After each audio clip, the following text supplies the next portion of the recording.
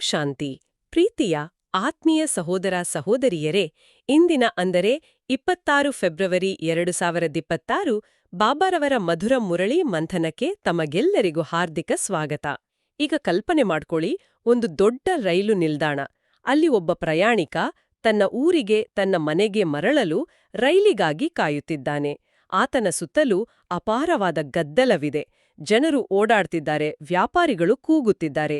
ಆತನ ಬಳಿಯೂ ತನ್ನದೇ ಆದ ಒಂದಷ್ಟು ದೊಡ್ಡ ಸಾಮಾನುಗಳಿವೆ. ಆದ್ರೆ ಆತನ ಮನಸ್ಸೆಲ್ಲಿದೆ? ಖಂಡಿತವಾಗಿಯೂ ಆತನ ಮನಸ್ಸು ತನ್ನ ಮನೆಯ ಕಡೆಗೆ ಇರುತ್ತದೆ. ಹೌದು, ಆತನ ಬುದ್ಧಿ ಸಂಪೂರ್ಣವಾಗಿ ತನ್ನ ಆ ಮಧುರವಾದ ಮನೆಯ ಕಡೆಗೆ, ತನ್ನವರ ಕಡೆಗೆ ಇರುತ್ತದೆ. ಆ ನಿಲ್ದಾಣದ ಕಲ್ಲಿನ ಕುರ್ಚಿಗಳ ಮೇಲಾಗಲಿ, ಅಲ್ಲಿನ ಗದ್ದಲದ ಮೇಲಾಗಲಿ ಆತನಿಗೆ ಆಸಕ್ತಿಯೇ ಇಲ್ಲ.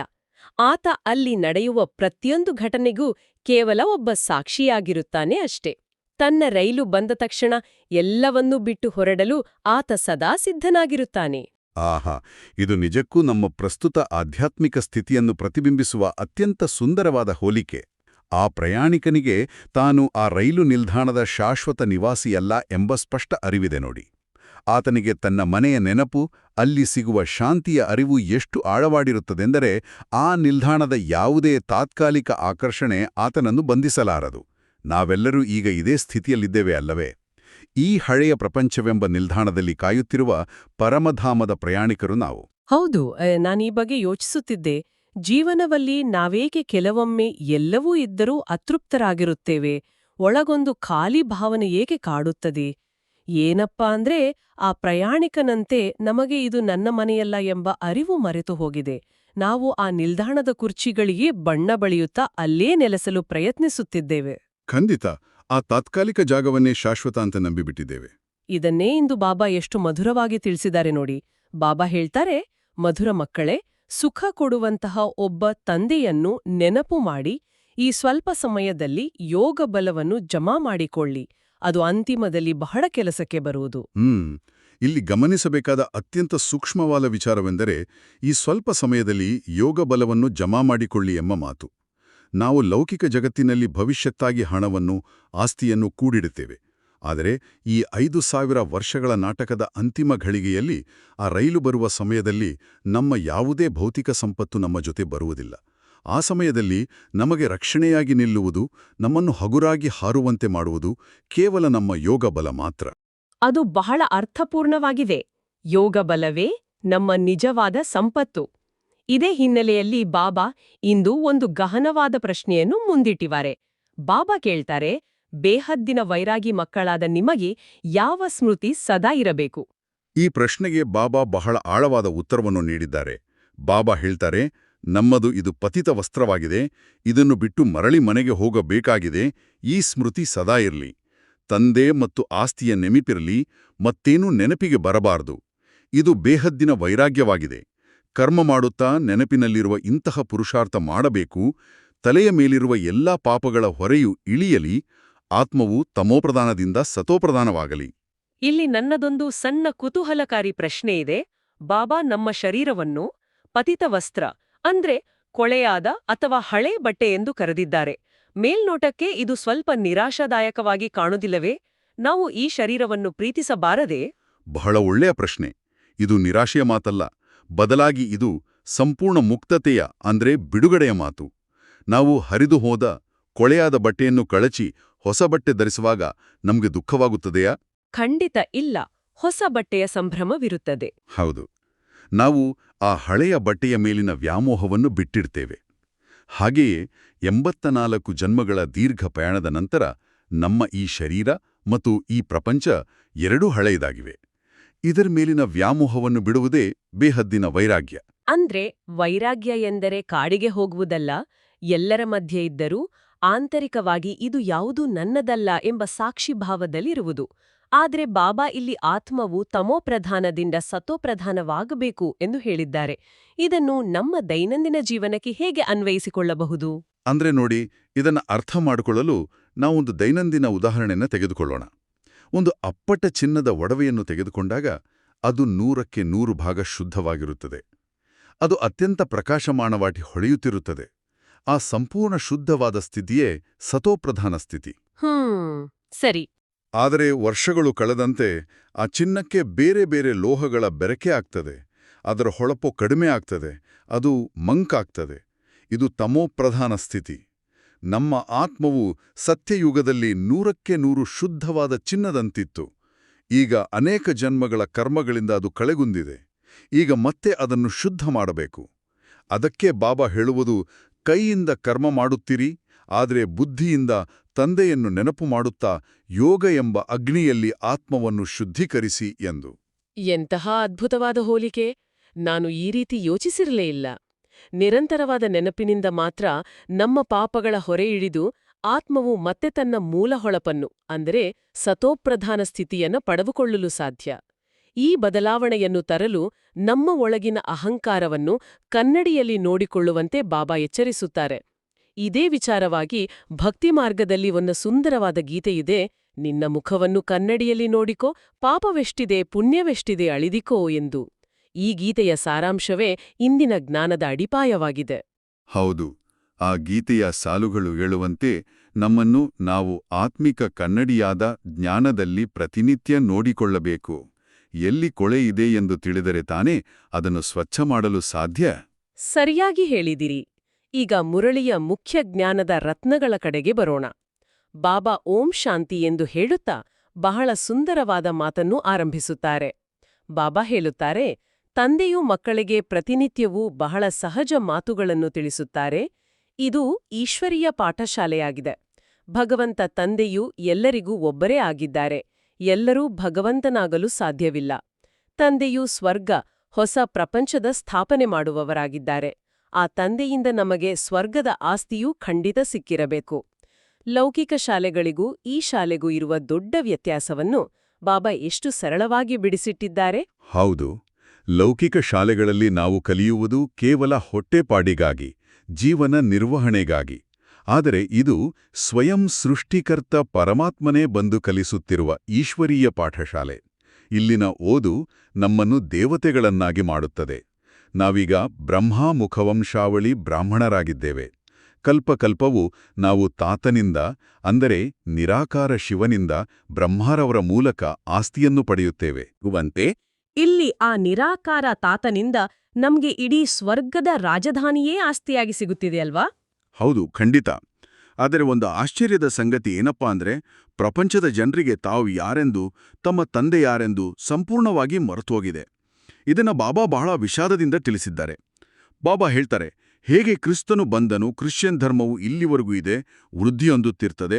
ಇಂದಿಗೆ 2000 ವರ್ಷಗಳ ಮೊದಲು ಕ್ರಿಸ್ತನು ಎಂದು ಹೇಳುತ್ತೀರಿ, ಆದರೆ 5000 ವರ್ಷಗಳ ಹಿಂದಿನ ದೇವಿ ದೇವತಾ ಧರ್ಮದ ಬಗ್ಗೆ ಮನುಷ್ಯರು ಮರೆತಿದ್ದಾರೆ.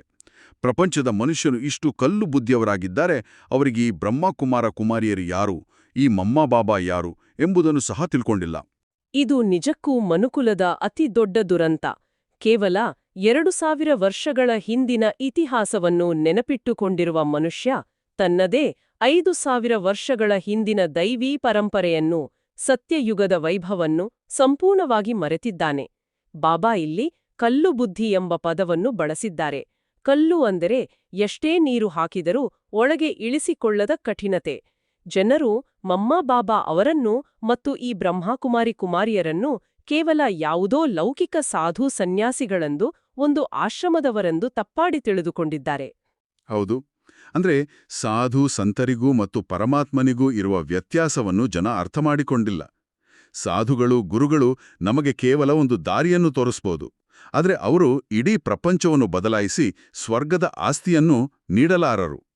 ಆಸ್ತಿಯನ್ನು ನೀಡುವ ಅಧಿಕಾರ ಕೇವಲ ತಂದೆಗೆ ಮಾತ್ರ ಇರುತ್ತೆ. ನಮ್ಮ ಮಧುರ ತಂದೆ ಬಂದು ದೈವೀ ಧರ್ಮದ ರಾಜ್ಯವನ್ನೇ ಸ್ಥಾಪನೆ ಮಾಡುತ್ತಿದ್ದಾರೆ. ಇದು ಸೃಷ್ಟಿಯ ಆದಿ ಸನಾತನ ಧರ್ಮದ ಪುನರ್ಸ್ಥಾಪನೆಯ ಮಹಾನ್ ಕಾರ್ಯ. ಇದೇ ಮಹಾನ್ ಕಾರ್ಯವನ್ನು ಬಾಬಾ ಒಂದು ವಿಶೇಷವಾದ ಯಜ್ಞಕ್ಕೆ ಹೋಲಿಸಿದ್ದಾರೆ.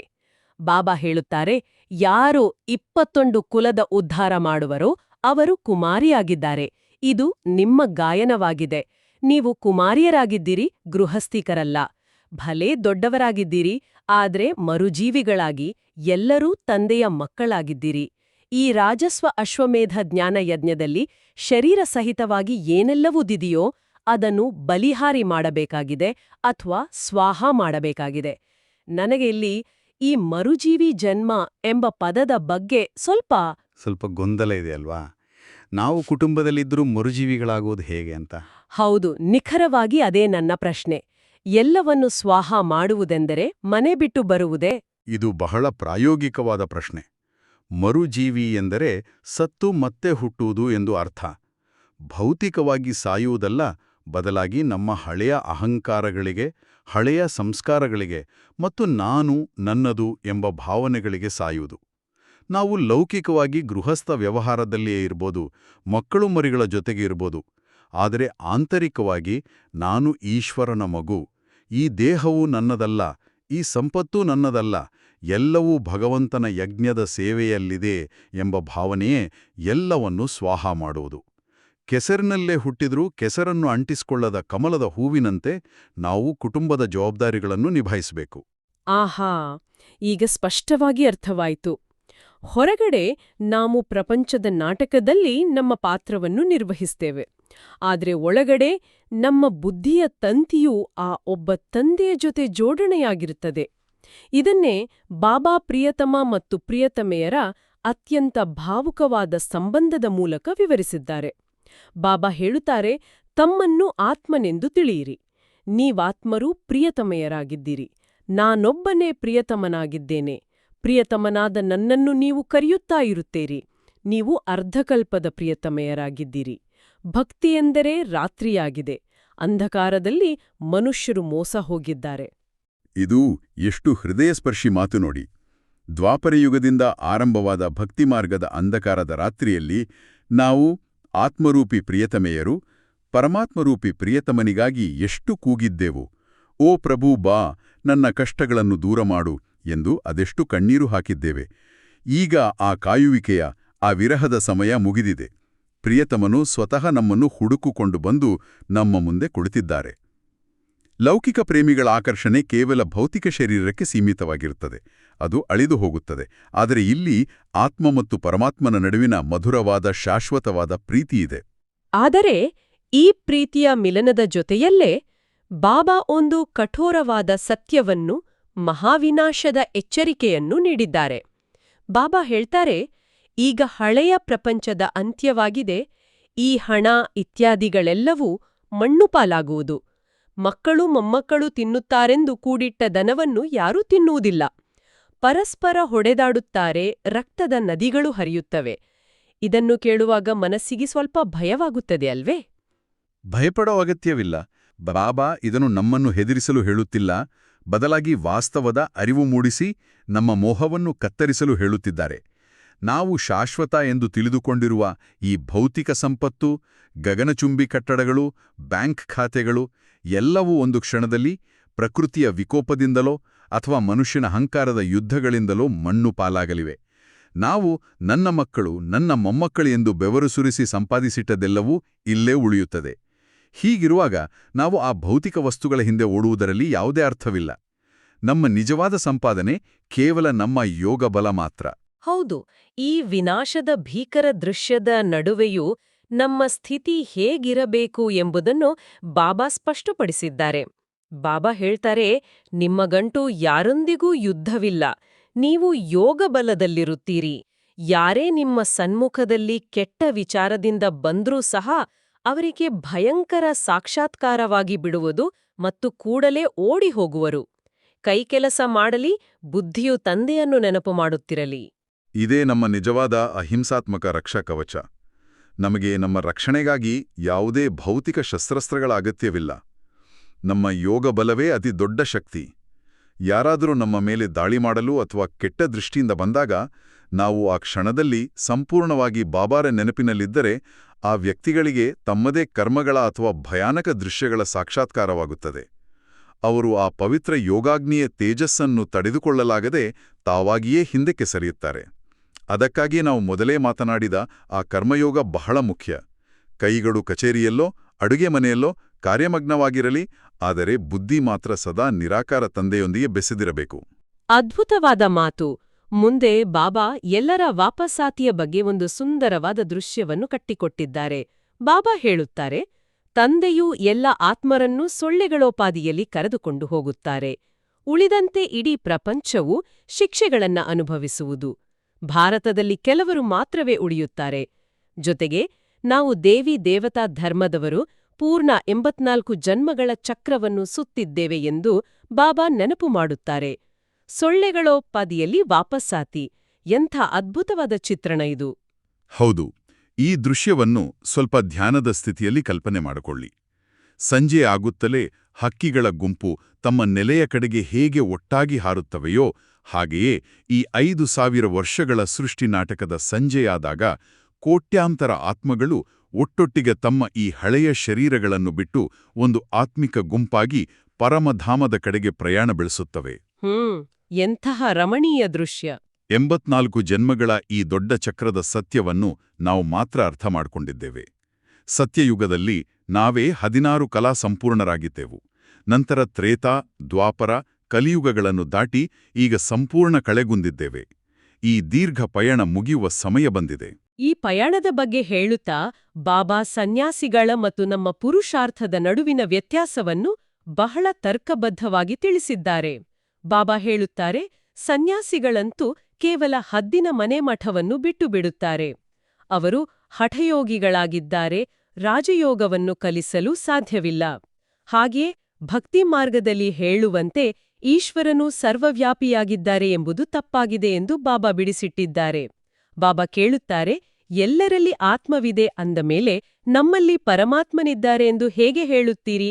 ಆ ರೀತಿ ಇದ್ದಿದ್ದೇ ಆದರೆ ಎಲ್ಲರೂ ತಂದೆಯರಾಗಿ ಬಿಡುವರು ಅಲ್ಲವೇ? ಇದು ಎಂಥ ಸತ್ಯವಾದ ಸರಳವಾದ ತರ್ಕ ನೋಡಿ. ಈಶ್ವರ ಸರ್ವವ್ಯಾಪಿ ಅಂದರೆ ಕಣಕಣದಲ್ಲಿಯೂ ಭಗವಂತನಿದ್ದಾನೆ ಎಂಬುದು ಭಕ್ತಿ ಮಾರ್ಗದ ಅತಿದೊಡ್ಡ ಭ್ರಮೆಯಾಗಿದೆ. ಆ ಭ್ರಮೆಯಿಂದಲೇ ನಾವು ತಂದೆಯನ್ನು ಹುಡುಕುತ್ತಾ ಕಲ್ಲು, ಮರ, ಮಣ್ಣಿಗೆಲ್ಲ ಕೈಮುಗಿದೆವು. ಹೌದು, ಎಷ್ಟು ಸತ್ಯ. ಎಲ್ಲರೂ ತಂದೆಯಾಗಲು ಹೇಗೆ ಸಾಧ್ಯ? ತಂದೆ ಒಬ್ಬನೇ ಇರಲು ಸಾಧ್ಯ, ಉಳಿದವರೆಲ್ಲರೂ ಮಕ್ಕಳು. ಇನ್ನು ಸನ್ಯಾಸಿಗಳ ವಿಚಾರಕ್ಕೆ ಬಂದ್ರೆ, ಅವರು ಕಾಡಿಗೆ ಹೋದ್ರೂ ಅವರ ಬುದ್ಧಿಯಲ್ಲಿ ತಮ್ಮ ಆಶ್ರಮ, ತಮ್ಮ ಶಿಷ್ಯರು ಎಂಬ ಪ್ರಾಪಂಚಿಕ ವಿಚಾರಗಳಿರ್ತವೆ. ಅದು ಕೇವಲ ಹದ್ದಿನ ಅಂದ್ರೆ ಸೀಮಿತ ವೈರಾಗ್ಯ. ಆದರೆ ನಮ್ಮದು ಬೇಹದ್ದಿನ ವೈರಾಗ್ಯ. ನಾವು ಇದೇ ಸಮಾಜದಲ್ಲಿದ್ರೂ ನಮ್ಮ ಬುದ್ಧಿಯು ಈ ಇಡೀ 5000 ವರ್ಷಗಳ ನಾಟಕದಿಂದಲೇ ಉಪರಾಮವಾಗಿದೆ.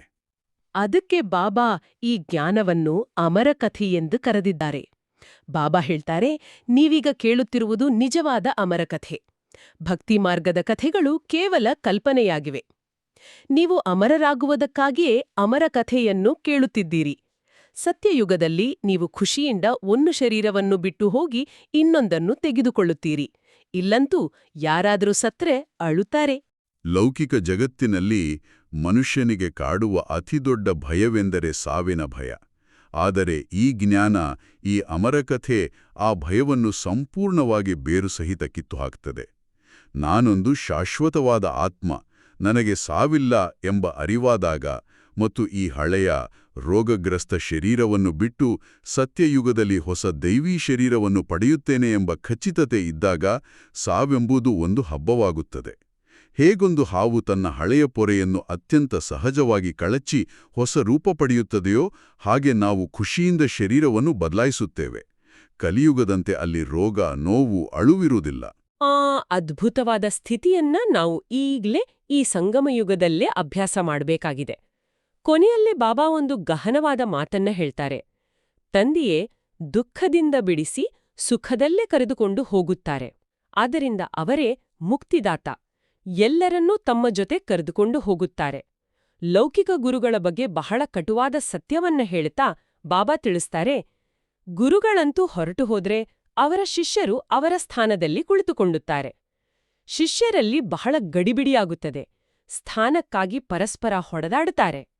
ಆದ್ರೆ ತಂದೆಯೂ ತಿಳಿಸ್ತಾರೆ, ನಾನು ನೀವಾತ್ಮರನ್ನು ಜೊತೆ ಕರೆದುಕೊಂಡು ಹೋಗ್ತೀನಿ. ಮುಕ್ತಿದಾತನ ನಿಜವಾದ ವ್ಯಾಖ್ಯಾನವೇ ಇದು. ಭೌತಿಕ ಜಗತ್ತಿನ ಗುರುಗಳು ಕೇವಲ ಒಂದಷ್ಟು ಮಾರ್ಗದರ್ಶನ ನೀಡಬಹುದು. ಆದರೆ ಸ್ಥಾನದ ಆಸೆ, ಅಧಿಕಾರದ ದಾಹ ಅವರನ್ನು ಬಿಟ್ಟಿರುವುದಿಲ್ಲ. ಗುರುಗಳ ಮರಣಾನಂತರ ಆಶ್ರಮದ ಗಾದಿಗಾಗಿ ಶಿಷ್ಯರು ಕಚ್ಚಾಡುವುದನ್ನು ನಾವು ನಿತ್ಯ ನೋಡ್ತಿದ್ದೇವೆ. ಆದರೆ ನಮ್ಮ ಆ ನಿರಾಕಾರ ಮಧುರ ತಂದೆಗೆ ಯಾವುದೇ ಭೌತಿಕ ಸ್ಥಾನದ ಆಸೆಯಿಲ್ಲ. ಅವರು ಸಂಪೂರ್ಣ ನಿಸ್ವಾರ್ಥರು. ಅವರ ಏಕೈಕ ಉದ್ದೇಶ ತನ್ನ ಪತಿತ ಮಕ್ಕಳನ್ನು ಪಾವನರನ್ನಾಗಿಸಿ ಅವರ ಕೈಹಿಡಿದು ಮತ್ತೆ ಆ ಪರಮ ಶಾಂತಿಧಾಮಕ್ಕೆ ಕರೆದೊಯ್ಯುವುದು. ನಾವು ಇಲ್ಲಿ ಕೇವಲ ಪ್ರಜೆಗಳಾಗಬಾರದು, ಶ್ರೇಷ್ಠ ಪುರುಷಾರ್ಥದ ಮೂಲಕ ಆ ಹೊಸ ಪ್ರಪಂಚದಲ್ಲಿ ರಾಜ ಅಥವಾ ರಾಣಿಯಾಗುವ ಗುರಿಯನ್ನು ಹೊಂದಿರಬೇಕು. ಖಂಡಿತ. ಎಷ್ಟೊಂದು ಆಳವಾದ ಜ್ಞಾನದ ರತ್ನಗಳನ್ನು ಬಾಬಾ ಇಂದು ನಮ್ಮ ಮಡಿಲಿಗೆ ಹಾಕಿದ್ದಾರೆ. ನಾವು ಯಾರು, ನಮ್ಮ ತಂದೆಯಾರು, ನಾವೆಲ್ಲಿಗೆ ಹೋಗಬೇಕಾಗಿದೆ ಎಂಬ ಸ್ಪಷ್ಟ ಚಿತ್ರಣ ನಮ್ಮ ಕಣ್ಣು ಮುಂದಿದೆ. ಆಸ್ತಿಯ ಸ್ಮೃತಿ, ಮರುಜೀವಿ ಜನ್ಮದ ಅರಿವು, ವಿನಾಶದ ಎಚ್ಚರಿಕೆ ಮತ್ತು ಎಲ್ಲಕ್ಕಿಂತ ಹೆಚ್ಚಾಗಿ ಮರಳಿ ಮನೆಗೆ ಹೋಗುವ ಆ ಬೇಹದ್ದಿನ ವೈರಾಗ್ಯ, ಈ ಎಲ್ಲ ಅಂಶಗಳು ನಮ್ಮ ಸ್ಥಿತಿಯನ್ನು ಅತ್ಯುನ್ನತ ಮಟ್ಟಕ್ಕೆ ಕೊಂಡೊಯ್ಯುತ್ತವೆ. ನೇರವಾಗಿ ಇಂದಿನ ಮೊದಲನೇ ಧಾರಣೆಯ ಕಡೆಗೆ ಗಮನ ಹರಿಸೋಣ. ಬಾಬಾ ಹೇಳ್ತಾರೆ, ನೆನಪಿನ ಇಂತಹ ಅಭ್ಯಾಸ ಮಾಡಬೇಕು. ಕೆಟ್ಟ ವಿಚಾರದವರು ಮುಂದೆ ಬರ್ತಿದ್ದಂತೆಯೇ ಅವರು ಪರಿವರ್ತನೆಯಾಗಿ ಬಿಡ್ಲಿ. ನನ್ನವರು ಒಬ್ಬ ಶಿವತಂದೆಯ ವಿನ ಯಾರೂ ಇಲ್ಲ. ಈ ಪುರುಷಾರ್ಥದಲ್ಲಿ ಇರಬೇಕಾಗಿದೆ. ಇದು ಎಂತಹ ಶಕ್ತಿಶಾಲಿ ಮಾತು ನೋಡಿ. ಬಾಬಾ ಕೇವಲ ನಮ್ಮನ್ನು ನಾವು ರಕ್ಷಿಸಿಕೊಳ್ಳಿ ಎಂದು ಮಾತ್ರ ಹೇಳುತ್ತಿಲ್ಲ. ಹೌದಲ್ವಾ? ಬದಲಾಗಿ ಎದುರಿಗಿರುವರನ್ನು ಪರಿವರ್ತನೆ ಮಾಡಿ ಎಂಬ ಒಂದು ದೊಡ್ಡ ಜವಾಬ್ದಾರಿಯನ್ನು ನಮಗೆ ನೀಡುತ್ತಿದ್ದಾರೆ. ಈ ಮಾತನ್ನು ಕೇಳಿದಾಗ ನಮ್ಮ ದೈನಂದಿನ ಜೀವನದ ಅನೇಕ ಸನ್ನಿವೇಶಗಳು ಕಣ್ಮುಂದೆ ಬರುತ್ತವೆ. ಖಂಡಿತವಾಗಿ ಬರ್ತವೆ. ಉದಾಹರಣೆಗೆ, ಆ ಕಚೇರಿಯಲ್ಲಿ ಅಥವಾ ಮನೆಯಲ್ಲಿ ಕೆಲವೊಮ್ಮೆ ಸಂಪೂರ್ಣ ತಮೋಪ್ರಧಾನ ವಾತಾವರಣವಿರುತ್ತದೆ. ಯಾರಾದರೂ ನಮ್ಮ ಬಗ್ಗೆ ಕೆಟ್ಟದಾಗಿ ಮಾತನಾಡಿದಾಗ ಅಥವಾ ನಮಗೆ ಸಿಗಬೇಕಾದ ಗೌರವ ಸಿಗದಿದ್ದಾಗ ನಮ್ಮ ಸ್ಥಿತಿ ತಕ್ಷಣವೇ ವಿಚಲಿತವಾಗುತ್ತದೆ. ನಿಜ. ಇಲ್ಲಿ ಗಮನಿಸಬೇಕಾದ ರೋಚಕ ವಿಚಾರವೆಂದರೆ, ಆ ಪರಿವರ್ತನೆ ಹೇಗೆ ಸಾಧ್ಯ? ಕೇವಲ ಮಾತಿನಿಂದಂತೂ ಅಲ್ಲ. ತಮೋಪ್ರಧಾನ ವಾತಾವರಣದಲ್ಲಿ ನಮ್ಮ ಅಕ್ಕಪಕ್ಕದವರು ನಕಾರಾತ್ಮಕವಾಗಿ ವರ್ತಿಸುತ್ತಿರುವಾಗ ನಾವು ಅವರ ಜೊತೆ ವಾಗ್ವಾದಕ್ಕೆ ಇಳಿಯಬಾರದು. ಅಂದ್ರೆ ಮೌನವಾಗಿರ್ಬೇಕು ಅಂತನಾ? ಕೇವಲ ಹೊರಗಿನ ಮೌನವಲ್ಲ, ನಮ್ಮ ಆಂತರಿಕ ಸ್ಥಿತಿಯನ್ನು ಗಟ್ಟಿಗೊಳಿಸಬೇಕು. ಆಗ ಶಿವತಂದೆಯ ಯಾದ್ ನಮ್ಮನ್ನು ಸತೋಪ್ರಧಾನ ಸ್ಥಿತಿಯಲ್ಲಿ ಅಚಲವಾಗಿ ಇಡುತ್ತದೆ. ಆ ಯಾದ್ ಒಂದು ಅದೃಶ್ಯ ಕವಚವಿದ್ದಂತೆ ಕೆಲಸ ಮಾಡುತ್ತದೆ. ನಾವು ಬಾಬಾರವರ ನೆನಪಿನಲ್ಲಿ ಸಂಪೂರ್ಣವಾಗಿ ಲೀನವಾದಾಗ ನಮ್ಮೊಳಗಿನ ಪುರುಷಾರ್ಥವು ಎದುರಿಗಿರುವವರ ವೃತ್ತಿಯನ್ನು ತಾನಾಗಿಯೇ ಬದಲಾಯಿಸುವಷ್ಟು ಶಕ್ತಿಶಾಲಿಯಾಗ್ತದೆ. ಆದ್ರೆ ಇಲ್ಲೊಂದು ಪ್ರಶ್ನೆ ಏಳುತ್ತದೆ. ಇದು ಅಂದ್ರೆ ಕೇಳಲು ಬಹಳ ಸುಲಭ ಎನಿಸುತ್ತದೆ. ಆದ್ರೆ ನಿಜ ಜೀವನದಲ್ಲಿ ಯಾರಾದ್ರೂ ನಮ್ಮನ್ನು ಗುರಿಯಾಗಿಸಿ ಕೆಟ್ಟದಾಗಿ ಮಾತನಾಡುತ್ತಿರುವಾಗ ತಕ್ಷಣವೇ ನನ್ನವರೂ ಒಬ್ಬ ಶಿವತಂದೆ ಎಂದು ನೆನಪು ಮಾಡಿಕೊಳ್ಳುವುದು ಹೇಗೆ? ಆ ಕ್ಷಣದ ತಳಮಳವನ್ನು ನಿಭಾಯಿಸುವುದೇ ನಿಜವಾದ ಪುರುಷಾರ್ಥ. ಆ ಪರಿಸ್ಥಿತಿಯನ್ನು ಒಂದು ಅಭೇದ್ಯ ಕವಚದಂತೆ ಊಹಿಸಿಕೊಳ್ಳಿ. ಅಂದ್ರೆ ನಕಾರಾತ್ಮಕತೆಯನ್ನು ತಡೆಯುವ ಕವಚ. ನಿಖರವಾಗಿ. ಹೊರಗಿನಿಂದ ಎಷ್ಟೇ ಗದ್ದಲ ಅಥವಾ ಕೆಟ್ಟ ವಿಚಾರಗಳು ಬಂದರೂ ಆ ಕವಚ ನಮ್ಮೊಳಗಿನ ಶಾಂತಿಯನ್ನು ಮುಟ್ಟಲು ಬಿಡುವುದಿಲ್ಲ. ಯಾರಾದರೂ ಕೆಟ್ಟ ವಿಚಾರಗಳನ್ನು ತಂದಾಗ ಅವರ ಮಾತಿಗೆ ಪ್ರತಿಕ್ರಿಯಿಸುವ ಬದಲು ಒಂದು ಕ್ಷಣ ಮೌನವಾಗಿ ನಮ್ಮ ಮನಸ್ಸನ್ನು ಪರಮಧಾಮಕ್ಕೆ ಕೊಂಡೊಯ್ಯಬೇಕು ಅಲ್ವೇ? ಹೌದು. ಈ ವ್ಯಕ್ತಿ ಕೇವಲ ತನ್ನ ತಮೋಪ್ರಧಾನ ಸಂಸ್ಕಾರದ ವಶದಲ್ಲಿದ್ದಾನೆ. ಆದರೆ ನಾನು ಮಾಸ್ಟರ್ ಸರ್ವಶಕ್ತಿವಾನ್ ಎಂಬ ಅರಿವು ಮೂಡಿದ್ರೆ ಸಾಕು. ಆ ಕ್ಷಣದ ನನ್ನವರೊಬ್ಬ ಶಿವತಂದೆಯ ವಿನಃ ಯಾರೂ ಇಲ್ಲ ಎಂಬ ಸಂಕಲ್ಪ ನಮ್ಮನ್ನು ಆ ನಕಾರಾತ್ಮಕ ಅಲೆಯ ಸುಳಿಯಿಂದ ಸಂಪೂರ್ಣವಾಗಿ ಹೊರಗೆಳೆಯುತ್ತದೆ. ಒಪ್ಪಿಕೊಳ್ಳಬೇಕಾದ ಮಾತು. ನಮ್ಮ ಆಂತರಿಕ ನಿರ್ಭಯತೆಯೇ ಅವರ ವೃತ್ತಿಯನ್ನು ಕರಗಿಸುವ ಶಕ್ತಿಯಾಗುತ್ತದೆ. ಸರಿ, ಇನ್ನು ಇಂದಿನ ಎರಡನೇ ಧಾರಣೆಯ ವಿಷಯವನ್ನು ನೋಡೋಣ. ಬಾಬಾ ಹೇಳುತ್ತಾರೆ, ಸ್ವರಾಜ್ಯವನ್ನು ಪಡೆಯುವುದಕ್ಕಾಗಿ ಶರೀರ ಸಹಿತ ಏನೆಲ್ಲವೂ ಇದೆಯೋ ಅದೆಲ್ಲವನ್ನೂ ಬಲಿಹಾರಿ ಮಾಡಬೇಕಾಗಿದೆ. ಯಾವಾಗ ಈ ರುದ್ರಯಜ್ಞದಲ್ಲಿ ಎಲ್ಲವನ್ನೂ ಸ್ವಾಹ ಮಾಡುವಿರೋ ಆಗ ರಾಜ್ಯ ಪದವಿಯೂ ಸಿಗುವುದು. ಬಹಳ ಗಹನವಾದ ವಿಷಯ ಇದು. ಹೌದು, ಏಕೆಂದ್ರೆ ಶರೀರದ ಅಹಂಕಾರವನ್ನು ಬಿಡುವುದು ಅಷ್ಟು ಸುಲಭವಲ್ಲ. ದಿನನಿತ್ಯದ ಬದುಕಿನಲ್ಲಿ ಈ ಶರೀರ, ಸಂಬಂಧಗಳು, ಆ ವಸ್ತುಗಳ ಮೇಲೆ ನಾವು ಎಷ್ಟೊಂದು ಮೋಹ ಬೆಳೆಸಿಕೊಂಡಿರುತ್ತೇವೆ. ಇದನ್ನೇ ನಾವು ಆಳವಾಗಿ ವಿಶ್ಲೇಷಿಸಿದಾಗ ಸ್ವಾಹ ಮಾಡುವುದೆಂದರೆ ಲೌಕಿಕ ಜವಾಬ್ದಾರಿಗಳಿಂದ ಓಡಿ ಹೋಗುವುದಲ್ಲ ಎಂದು ಅರ್ಥವಾಡುತ್ತದೆ. ಬದಲಾಗಿ ಇದು ಸಂಪೂರ್ಣವಾಗಿ ಶ್ರೀಮತದ ಆಧಾರದ ಮೇಲಿನ ಆಂತರಿಕ ಸಮರ್ಪಣೆ. ಆಂತರಿಕ ಸಮರ್ಪಣೆ ಎಂದರೆ ನಿಖರವಾಗಿ ಏನು? ಶರೀರದ ಮೇಲಿನ ಅಭಿಮಾನ. ಅಂದ್ರೆ ನಾನು ಈ ಶರೀರ, ಇದು ನನ್ನ ಸ್ವತ್ತು ಎಂಬ ಅಹಂಕಾರವನ್ನು ಬುದ್ಧಿಯ ಮಟ್ಟದಲ್ಲಿ ತ್ಯಜಿಸುವುದು. ಒಮ್ಮೆ ಯಜ್ಞದಲ್ಲಿ ಆಹುತಿ ನೀಡಿದ ಮೇಲೆ ಆ ವಸ್ತುವಿನ ಮೇಲೆ ನಮ್ಮ ಹಕ್ಕು ಇರೋದಿಲ್ಲ ತಾನೇ? ಖಂಡಿತ ಇರೋದಿಲ್ಲ. ಹಾಗೆ ನಮ್ಮ ಪ್ರತಿಯೊಂದ ಸಂಕಲ್ಪ, ಗುಣ ಮತ್ತು ಕರ್ಮಗಳನ್ನು ಈ ರುದ್ರ ಯಜ್ಞಕ್ಕೆ ಸಮರ್ಪಿಸಿದಾಗ ಆ ಕರ್ಮದ ಫಲಾಫಲಗಳ ಮೇಲಿನ ಮೋಹವೂ ನಾಶವಾಗುತ್ತದೆ. ಆಗ ಮಾತ್ರ ನಾವು ಇಂದ್ರಿಯಗಳ ಮೇಲೆ ವಿಜಯ ಸಾಧಿಸಿ ಸ್ವರಾಜ್ಯದ ಅಧಿಕಾರಿಗಳಾಗಲು ಸಾಧ್ಯ. ಆದರೆ ಈಗ ನೋಡಿ, ಕಚೇರಿಯಲ್ಲಿ ನಾವೊಂದು ದೊಡ್ಡ ಹುದ್ದೆಯಲ್ಲಿದ್ದಾಗ ಆ ಹುದ್ದೆಯ ಜವಾಬ್ದಾರಿಯನ್ನು ನಿಭಾಯಿಸುವಾಗ ಅಹಂಕಾರ ಬರದಂತೆ ತಡೆಯುವುದು ಹೇಗೆ? ಅಲ್ಲಿ ನಾನು ಅಧಿಕಾರಿ ಎಂಬ ಭಾವನೆ ಇದ್ದೇ ಇರುತ್ತದಲ್ವೇ? ಇದನ್ನು ಪ್ರಾಯೋಗಿಕವಾಗಿ ಹೇಗೆ ಅಳವಡಿಸಿಕೊಳ್ಳುವುದು? ಬಹಳ ಸೂಕ್ತವಾದ ವಿಚಾರವನ್ನು ಮುಂದಿಟ್ಟಿರಿ. ಅಲ್ಲಿಯೇ ನಿಮಿತ್ತ ಮಾತ್ರ ಎಂಬ ಭಾವನೆ ಕೆಲಸ ಮಾಡುವುದು. ನಿಮಿತ್ತ ಮಾತ್ರ. ಹೌದು, ನಾವೊಂದು ದೊಡ್ಡ ಹುದ್ದೆಯಲ್ಲಿದ್ದರೂ ಆ ಹುದ್ದೆ ಕೇವಲ ಒಂದು ನಾಟಕದ ಪಾತ್ರವಿದ್ದಂತೆ ಎಂದು ನಮ್ಮ ಬುದ್ಧಿಯಲ್ಲಿರಬೇಕು. ಒಬ್ಬ ನಟ ವೇದಿಕೆಯ ಮೇಲೆ ರಾಜನ ಪಾತ್ರ ಮಾಡುತ್ತಾನೆಂದುಕೊಳ್ಳಿ. ಅವನು ರಾಜನಂತೆ ಆಜ್ಞೆ ಮಾಡ್ತಾನೆ. ನಿಜ, ಜವಾಬ್ದಾರಿಯನ್ನು ನಿಭಾಯಿಸುತ್ತಾನೆ. ಆದರೆ ನಾಟಕ ಮುಗಿದ ತಕ್ಷಣ ತಾನು ಆ ರಾಜನಲ್ಲ ಎಂಬುದು ಅವನಿಗೆ ತಿಳಿದಿರುತ್ತದೆ. ಹಾಗೆಯೇ ಲೌಕಿಕ ಜವಾಬ್ದಾರಿಯನ್ನು ಸಂಪೂರ್ಣ ದಕ್ಷತೆಯಿಂದ ನಿರ್ವಹಿಸಬೇಕು. ಆದರೆ ಒಳಗಿನಿಂದ ನಾನು ಕೇವಲ ಶಿವತಂದೆಯ ಯಂತ್ರ, ಅವರು ನನ್ನಿಂದ ಈ ಕಾರ್ಯ ಮಾಡಿಸುತ್ತಿದ್ದಾರೆ ಎಂಬ ನಿಮಿತ್ತ ಭಾವನೆ ಇರಬೇಕು. ಇದೇ ಶರೀರ ಸಹಿತ ಎಲ್ಲವನ್ನೂ ಬುದ್ಧಿಯ ಮೂಲಕ ಸ್ವಾಹ ಮಾಡುವ ಪ್ರಕ್ರಿಯೆ. ಹೌದು, ದೇಹದಲ್ಲಿದ್ದರೂ ವಿದೇಹಿ ಸ್ಥಿತಿಯ ಅನುಭವ ಮಾಡುವುದು. ಈ ಸ್ಪಷ್ಟತೆಯೊಂದಿಗೆ ಈಗ ಇಂದಿನ ಮಹತ್ವದ ವರದಾನದ ಕಡೆಗೆ ಸಾಗೋಣ. ಬಾಬಾ ಹೇಳುತ್ತಾರೆ, ಸಹನಾಶಕ್ತಿಯ ವಿಶೇಷತೆಯ ಮೂಲಕ ಅನ್ಯರ ಸಂಸ್ಕಾರಗಳನ್ನು ಪರಿವರ್ತನೆ ಮಾಡುವಂತಹ ದೃಢ ಸಂಕಲ್ಪಧಾರಿ ಭವ. ಇದೊಂದು ಅದ್ಭುತ ವರದಾನ. ಹೌದು. ಬಾಬಾ ಮುಂದುವರೆದು ವಿವರಿಸುತ್ತಾರೆ, ಹೇಗೆ ಬ್ರಹ್ಮ ತಂದೆಯು ಜ್ಞಾನಿ ಹಾಗೂ ಅಜ್ಞಾನಿ ಆತ್ಮರ ಮೂಲಕ ಆಗಿರುವ ಟೀಕೆಯನ್ನೂ ಸಹ ಸಹನೆ ಮಾಡುತ್ತಾ ಅದನ್ನು ಪರಿವರ್ತನೆ ಮಾಡಿಬಿಟ್ರು. ಹಾಗಾದರೆ ಫಾಲೋ ಫಾದರ್ ಮಾಡಿರಿ. ಇದಕ್ಕಾಗಿ ಕೇವಲ ತಮ್ಮ ಸಂಕಲ್ಪಗಳಲ್ಲಿ ದೃಢತೆಯನ್ನು ಧಾರಣೆ ಮಾಡಿಕೊಳ್ಳಿರಿ. ಇದು ಎಲ್ಲಿಯವರೆಗೂ ಆಗುತ್ತದೆ ಎಂದು ಯೋಚಿಸಬಾರದು. ನಿಜ. ಕೇವಲ ಮೊದಲು ಸ್ವಲ್ಪ ಹೇಗಾಗುದೋ, ಎಲ್ಲಿಯವರೆಗೆ ಸಹನೆ ಮಾಡುತ್ತೇವೆಯೋ ಎಂದೆನಿಸುತ್ತದೆ. ಆದರೆ ಒಂದು ವೇಳೆ ತಮಗಾಗಿ ಯಾರೇನಾದರೂ ಮಾತನಾಡುತ್ತಾರೆ ಎಂದರೂ ಸಹ ತಾವು ಶಾಂತವಾಗಿರಿ, ಸಹನೆ ಮಾಡಿಕೊಳ್ಳುತ್ತೀರೆ ಎಂದರೆ ಅವರೂ ಸಹ ಬದಲಾಗಿ ಬಿಡುವರು. ಇದರಲ್ಲಿ ಕೇವಲ ಹೃದಯ ವಿದೀರ್ಣರೂ ಆಗಬಾರದು. ಬ್ರಹ್ಮ ತಂದೆಯವರ ಜೀವನವೇ ನಮಗೆ ಅತಿ ದೊಡ್ಡ ಪ್ರತ್ಯಕ್ಷ ಉದಾಹರಣೆ. ಯಜ್ಞದ ಆದಿಯಲ್ಲಿ ಅವರು ಎದುರಿಸಿದ ಅಪಮಾನಗಳು ಅಷ್ಟಿಷ್ಟಲ್ಲ. ಖಂಡಿತ ಇಡೀ ಜಗತ್ತೇ ವಿರೋಧಿಸಿತ್ತು. ಆದರೂ ಅವರು ಎಂದಿಗೂ ತಮ್ಮ ಸ್ಥಿತಿಯಿಂದ ವಿಚಲಿತರಾಗಲಿಲ್ಲ. ಇಲ್ಲಿ ಒಂದು ಬಹಳ ಸೂಕ್ಷ್ಮವಾದ ವಿಚಾರವಿದೆ. ಸಹನೆ ಎಂದರೆ ಬಲವಂತವಾಗಿ ಸುಮ್ಮನಿರುವುದಲ್ಲ. ಹೌದು. ಮತ್ತು ಇನ್ನೊಂದು ವಿಚಾರವೆಂದರೆ, ಅನೇಕ ಬಾರಿ ನಾವು ಹೊರಗಡೆ ಶಾಂತವಾಗಿರುತ್ತೇವೆ, ಆದರೆ ಒಳಗೊಳಗೆ ಜ್ವಾಲಾಮುಖಿ ಕುದಿಯುತ್ತಿರುತ್ತದೆ. ನಾನೇ ಏಕೆ ಯಾವಾಗನೂ ಸಹಿಸಿಕೊಳ್ಳಬೇಕು ಎಂಬ ಪ್ರಶ್ನೆ ಕಾಡುತ್ತಿರುತ್ತದೆ. ಬಾಬಾ ಇಲ್ಲಿ ಹೃದಯ ವಿಧೀರ್ಣರೂ ಆಗಬಾರದು ಎಂದು ಹೇಳಿರುವುದು ಇದೇ ಸ್ಥಿತಿಯನ್ನೇ ಅಲ್ಲವೇ? ಕರಾರುವಾಗಾಗೆ ಹೇಳಿದಿರಿ. ಒಳಗೊಳಗೆ ಕುದಿಯುವುದು ನಿಜವಾದ ಸಹನೆ ಅಲ್ಲ, ಅದು ಕೇವಲ ಭಾವನೆಗಳ ದಮನ. ಅಂದ್ರೆ ಅದು ಒಂದ್ ರೀತಿಯಲ್ಲಿ ಶಕ್ತಿಯನ್ನು ಕಳೆದುಕೊಂಡಂತೆ. ಖಂಡಿತ. ಯಾರು ತಮ್ಮ ಭಾವನೆಗಳನ್ನು ಬಲವಂತವಾಗಿ ಅಡಗಿಸಿಡುತ್ತಾರೋ ಅವರು ಬೇಗನೆ ಹೃದಯ ವಿಧೀರ್ಣರಾಗುತ್ತಾರೆ. ಅಂದ್ರೆ ನಾನು ಎಷ್ಟೊಂದು ಒಳ್ಳೆಯದು ಮಾಡಿದರೂ ನನಗೆ ಹೀಗಾಯ್ತಲ್ಲ ಎಂದು ನಿರಾಶೆಗೊಂಡು ತಮ್ಮ ಆಂತರಿಕ ಶಕ್ತಿಯನ್ನು ಕಳೆದುಕೊಳ್ಳುತ್ತಾರೆ.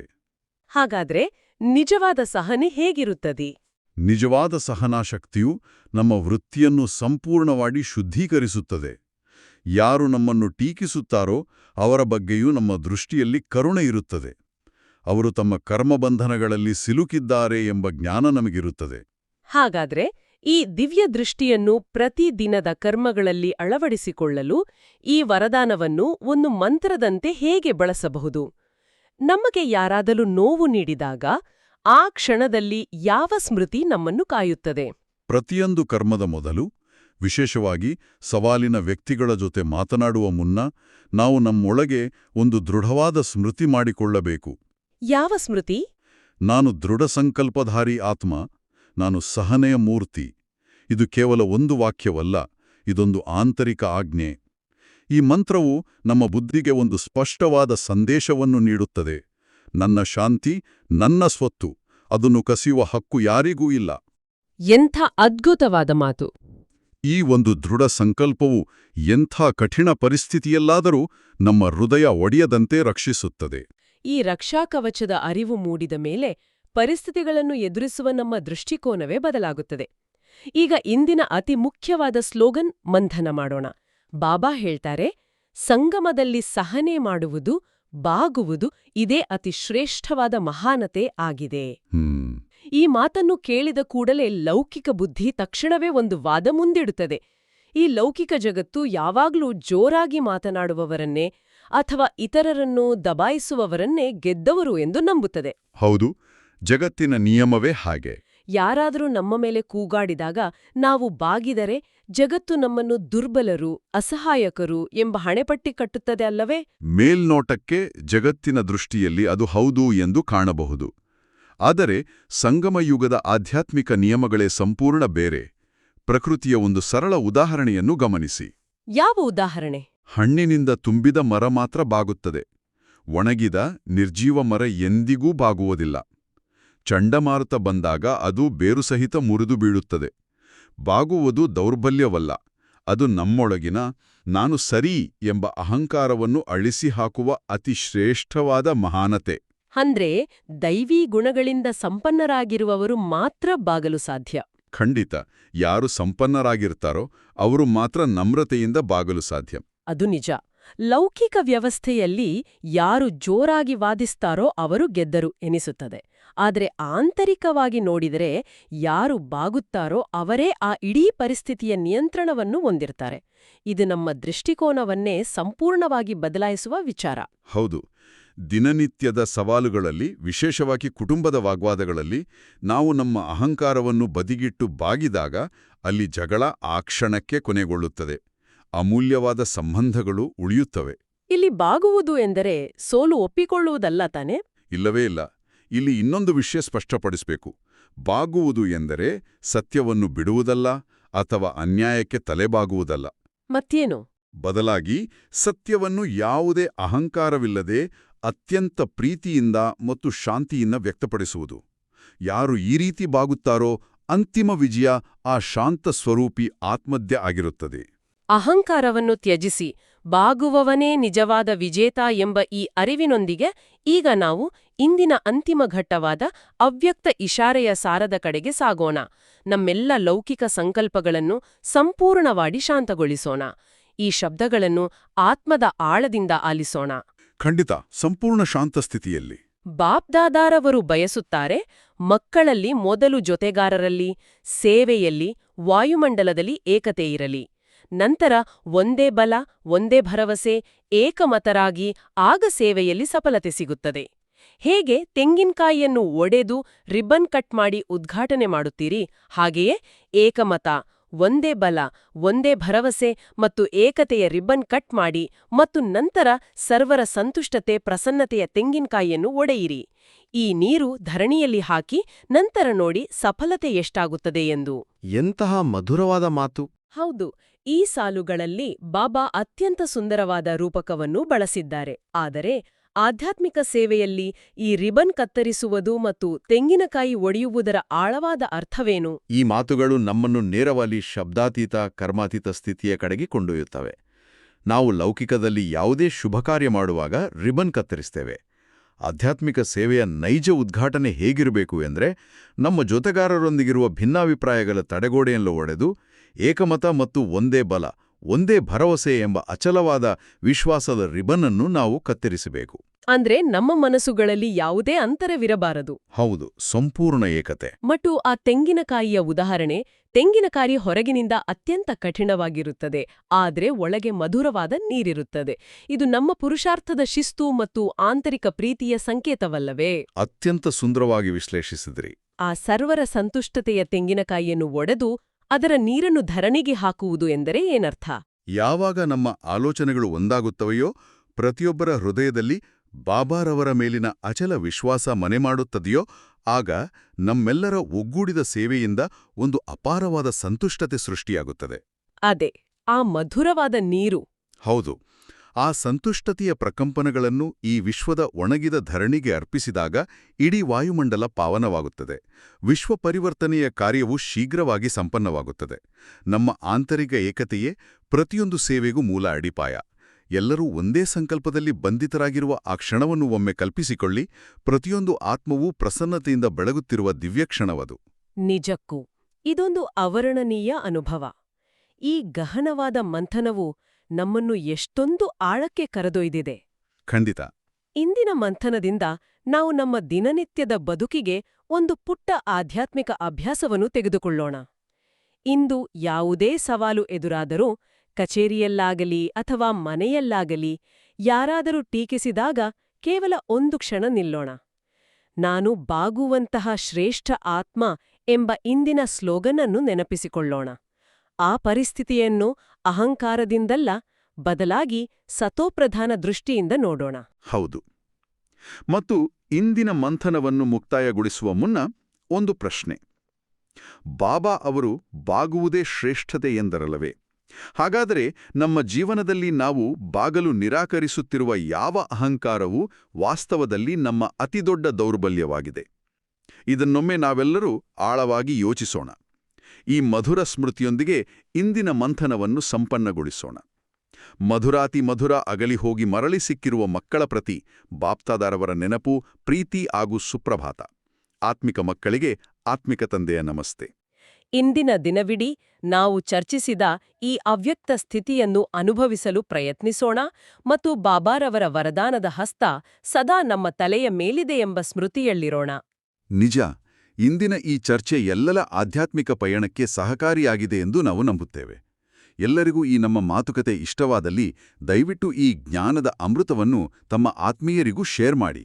ಹೌದು, ಮತ್ತು ಇಂತಹ ದೈನಂದಿನ ಮುರಳಿ ಮಂಥನಕ್ಕಾಗಿ ನಮ್ಮ ಶಿವವಾಣಿ ಚಾನೆಲ್ ಅನ್ನು ಸಬ್ಸ್ಕ್ರೈಬ್ ಮಾಡಲು ಮರೆಯಬೇಡಿ. ಹಾಗಾದರೆ ನಾಳೆ ಮತ್ತೆ ಭೇಟಿಯಾಗೋಣ. ಅಲ್ಲಿಯವರೆಗೆ ಬಾಬಾರವರ ಸಿಹಿ ನೆನಪಿನಲ್ಲಿರಿ. ಓಂ ಶಾಂತಿ. ಓಂ ಶಾಂತಿ. ಓಂ ಶಾಂತಿ.